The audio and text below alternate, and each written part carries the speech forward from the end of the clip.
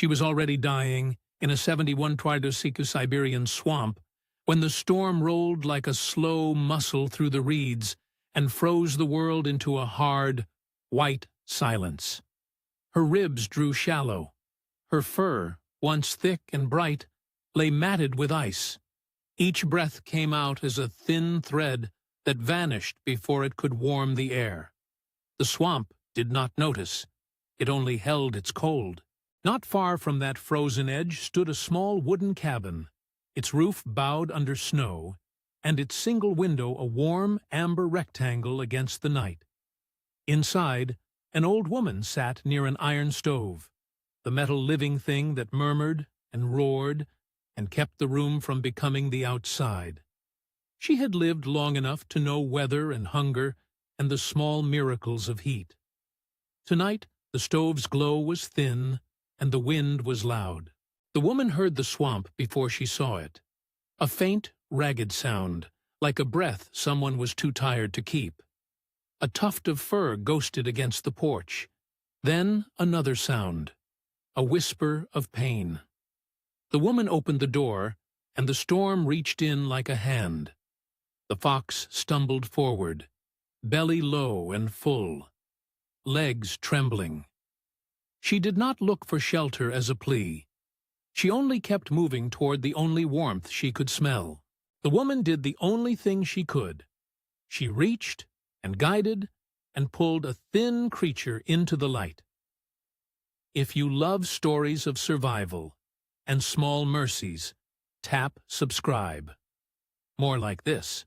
The cabin closed around them. Steam from the stove met the fox's breath and vanished. The wood floor sighed. The woman wrapped the fox in an old blanket, hands steady though her heart raced. She warmed water, careful and slow. She did not speak much. Words would have been loud against what the animal was doing inside her body. The fox curled in the corner by the stove, ears pinned, eyes half-lidded. She was wild. She smelled of swamp and ice and the small green life that lived in bogs. She also smelled of something softer, the urgent hunger of a mother. Night thickened. Outside, the storm stitched the world tighter. Inside, the cabin kept its small law: heat, light, and the woman's quiet care. The fox began to breathe in waves. Each wave pressed her shoulders down, then let her sit. Pain came like water pulling back. The woman placed a hand against the fox's flank and felt the tremor. She whispered no promises. There were no miracles to declare, only the careful work of keeping frost at bay. When the first wave broke, it brought with it a small, fierce world. The fox pushed, and time narrowed to the stove, the blanket, the breath. The woman folded another blanket under the fox, creating a nest on the wooden floor.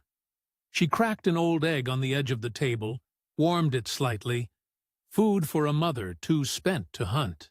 The fox ate with a focus that was not trust, but need. Its teeth were gentle because nothing in that room forced it to be anything but itself. The storm moaned beyond the logs. Labor came and left in little surges. For a long while there was silence between the waves, only the woman watching, and the fox breathing, and the stove ticking. The world outside did not soften.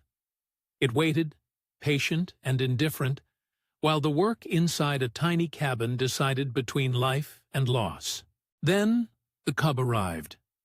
It was so small it might have been a mouse if not for its shape. A slick, dark bundle that breathed a fraction too weak, paws folded, and eyes still sealed. The woman wrapped it in the warmest blanket and pressed it close to the fox's belly. The mother stirred. Instinct did the rest.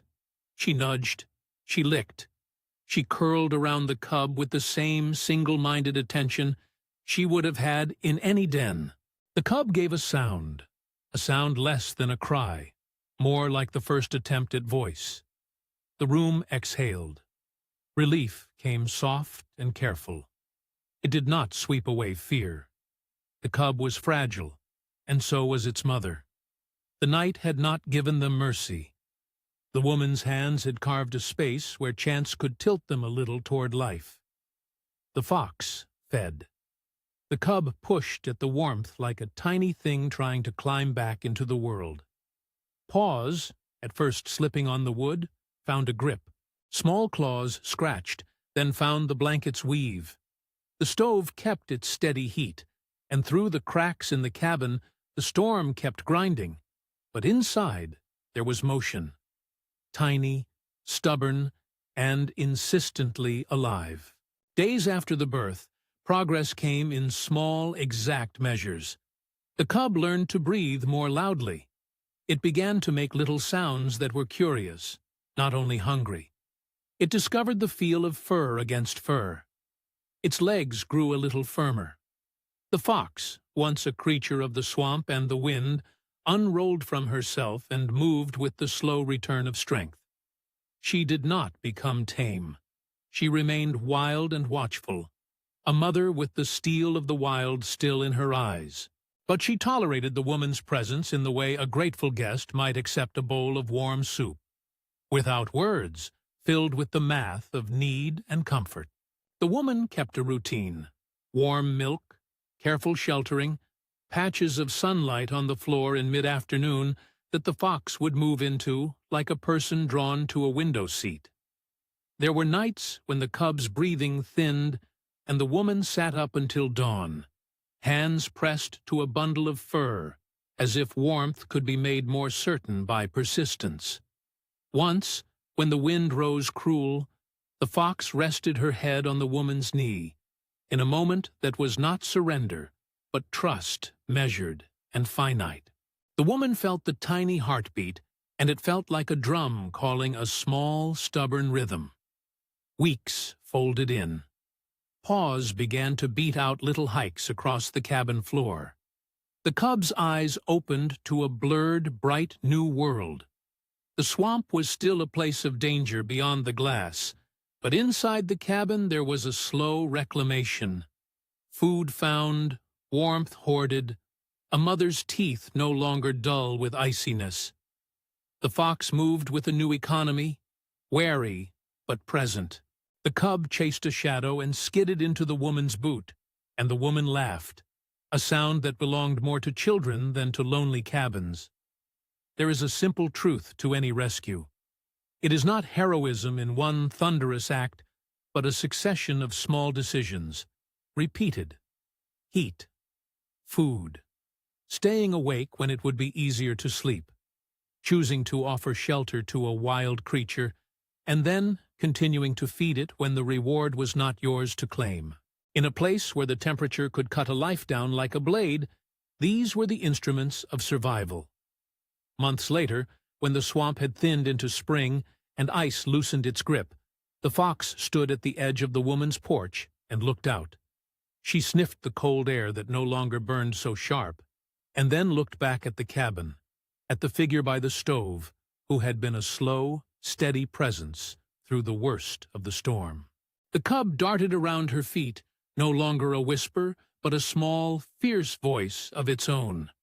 The woman opened the door. She did not beg the fox to stay. She had given what she could: blankets, warmth, hands that refused to turn away. The fox nudged her briefly, then slipped into the thawing reeds, a wild shape returning to wild life. She did not owe the woman anything, and yet she left a mark. The memory of a small body that had been coaxed back to breath. The proof that in a world the size of a frozen swamp, a single warm room and a single pair of hands could matter. Outside, the swamp held its own laws. Inside, the cabin hummed with a softer rule now. Kindness had been paid forward in the form of a heartbeat that would beat on. The woman sat by the stove and listened to the house breathe. The sound of tiny paws coming and going would return, sometimes, through spring and summer, a reminder that a fierce, stubborn life had fought back against the impossible. If this rescued a piece of your hope today, Share it with someone who needs to see that kindness still matters. Subscribe for more true survival tales.